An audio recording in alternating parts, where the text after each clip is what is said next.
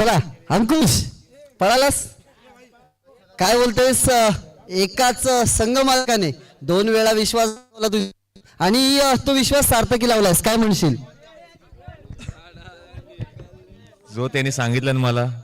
तूच मला कॅप्टन पाहिजेस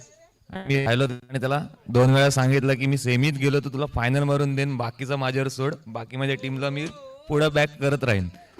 आणि अंकुश मॅनेजर होता 2 वेळा टेबलवर बसलेला होता तुम्ही पाहिलं मी ऑप्शन टेबलवर की स्वतः संघमालक न बसता अंकुश आणि तू टेबलवर बसत होता अंकुश बद्दल काय सांगशील अंकुशकडनं तुला काय काय नवीन ऐकायला मिळालं